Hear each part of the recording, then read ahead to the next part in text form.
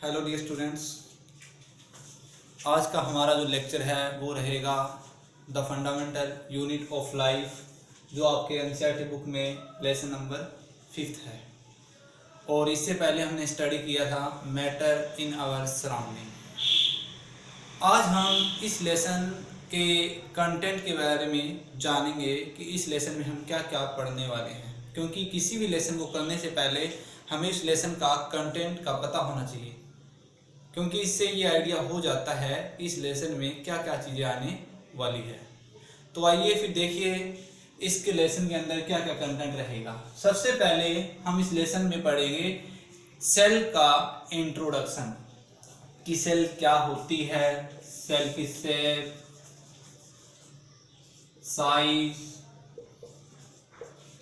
Number of cell, volume, cell volume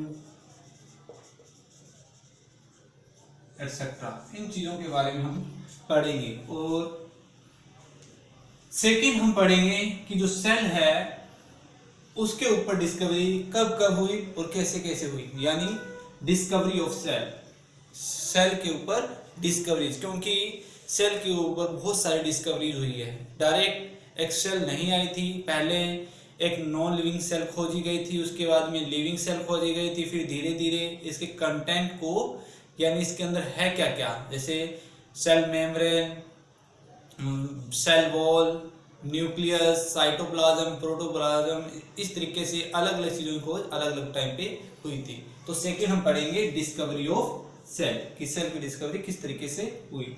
third हम पढ़ेंगे types of cell on the basis of structure of nucleus. तो आपको पता है, आपने 8th क्लास में भी पढ़ा है कि जो सेल है वो 2 टाइप्स की होती है, एक तो होती है प्रोकैरियोटिक सेल और एक होती है यूकैरियोटिक सेल। तो थर्ड हम पढ़ेंगे प्रोकैरियोटिक सेल और यूकैरियोटिक सेल के बीच में डिफरेंस। फोर्थ जो हमारा पार्ट रहेगा वो क्या रहेगा, cell wall and cell membrane. जो सेल है उसकी स्ट्रक्चर के ऊपर आएंगे, और स्ट्रक्चर के अंदर जो सबसे पहले चीज आती है वो है उसका बाहरी पार्ट, और सबसे बाहर, सेल के सबसे बाहर क्या पाई जाती है, cell wall and cell membrane. तो फिर हम क्या पढ़ेंगे इसके बाद में, cell wall and cell membrane. Next हम पढ़ेंगे न्यूक्लियस के बारे में। आपने 8वीं क्लास में पढ़ा है कि सेल के सेंटर में एक डेंस पार्ट पाया जाता है, और उसी डेंस पार्ट को क्या बोला गया, न्यूक्लियस। तो नेक्स्ट हम क्या पढ़ेंगे, न्यूक्लियस के बारे में। और इसके साथ ही हम पढ़ेंगे ऑर्गेनल्स ऑफ न्यूक्लियस, कि न्यूक्लियस के अंदर पाए जाने वाले ऑर्गेनल्स कौन कौन से हैं और उनका क्या क्या काम है। जैसे आपको पता है कि जो हेरिडेटरी मटेरियल होता है लाइक डीएनए एंड क्रोमोसोम, जो ये 2 चीजें हैं ये कहां पाई जाती है, न्यूक्लियस के अंदर, इसीलिए इनको क्या बोला जाता है, ऑर्गेनल्स ऑफ न्यूक्लियस।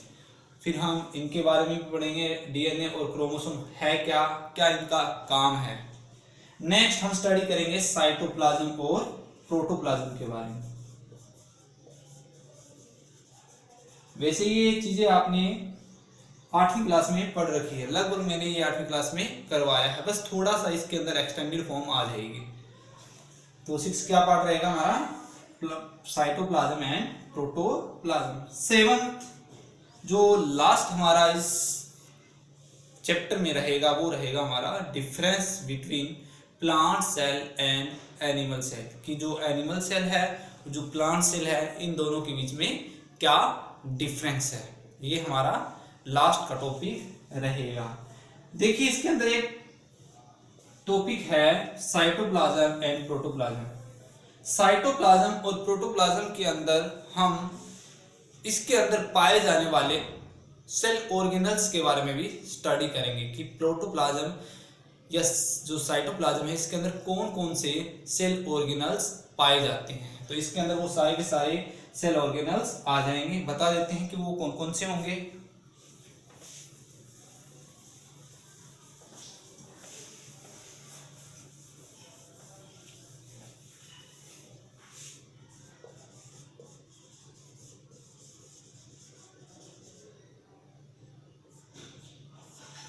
साइटोप्लाज्म के अंदर जो सबसे पहले आएगा वो रहेगा आपका एंडोप्लाज्मिक रेटिकुलम।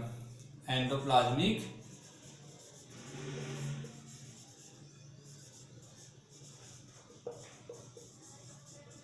रेटिकुलम, जिसको हम ER के द्वारा भी डिनोट करते हैं। और बेसिकली जो एंडोप्लाज्मिक रेटिकुलम है ये 2 टाइप्स की होती है। सेकंड, इसके अंदर जो ऑर्गेनल्स रहेगा वो रहेगा आपका राइबोसोम। थर्ड आपका रहेगा लाइसोसोम। फोर्थ आपका रहेगा माइटोकॉन्ड्रिया।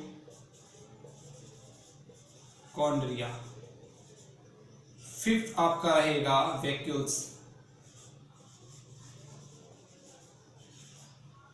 सिक्स्थ आपका रहेगा गोल्जी बॉडीज।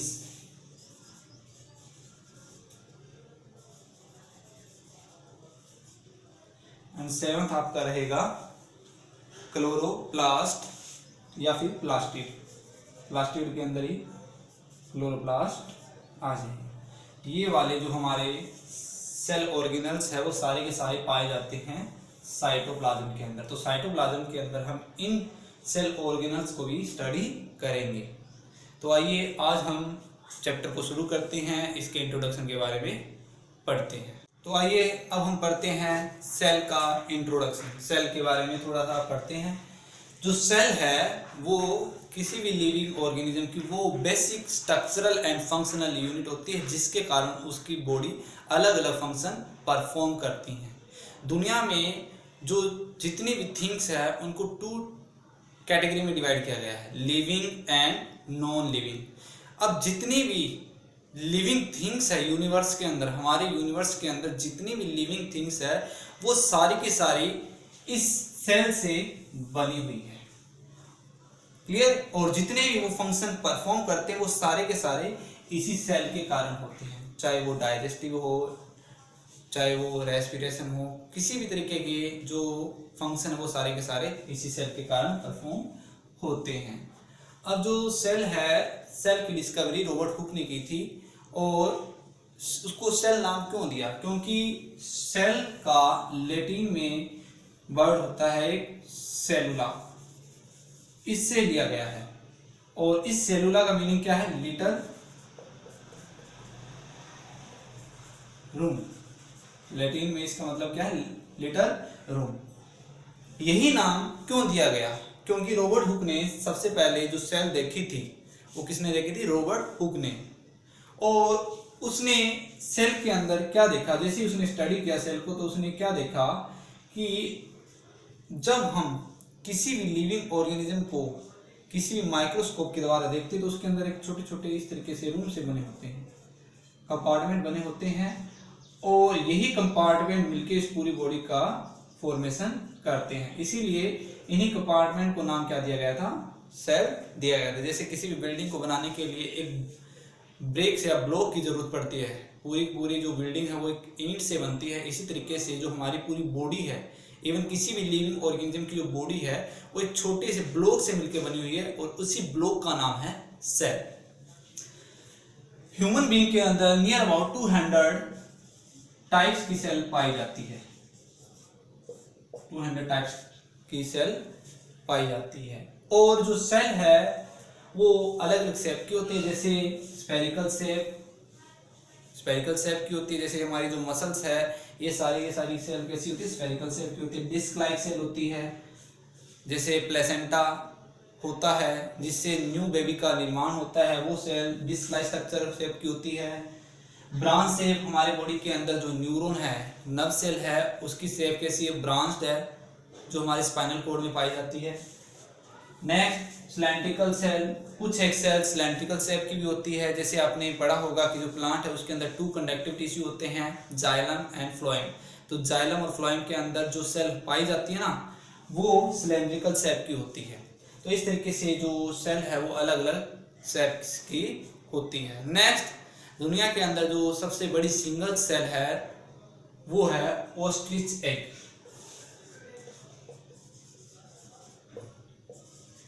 शुतुरमुर्ग का जो अंडा है वो दुनिया का सबसे बड़ा सिंगल सेल है। सबसे बड़ी सिंगल सेल कौन सी है? ऑस्ट्रिच एग, शुतुरमुर्ग का अंडा। और सबसे जो लंबी सेल है वो है नर्व सेल। सबसे बड़ी सेल कौन सी? Nerve cell. ये नियर अबाउट 1 मीटर तक हो सकती है। हमारे बॉडी के स्पाइनल कोड में या हमारे जितने भी जो थिंकिंग पार्ट है, हमारा ब्रेन है, स्पाइनल कोड है, वो सारी की सारी नर्व सेल से बना हुआ है और इसकी लंबाई लगभग 1 मीटर तक हो सकती है। और सेल की जो लेंथ या उसका डायमीटर है वो मेजर किया जाता है माइक्रोमीटर, क्योंकि इसकी जो डायमीटर है या फिर लेंथ है ये बहुत कम होती है, इसीलिए हम इसको किस में मेजर करते हैं? माइक्रोमीटर। माइक्रोमीटर का मतलब होता है 10⁻⁻⁶ मीटर।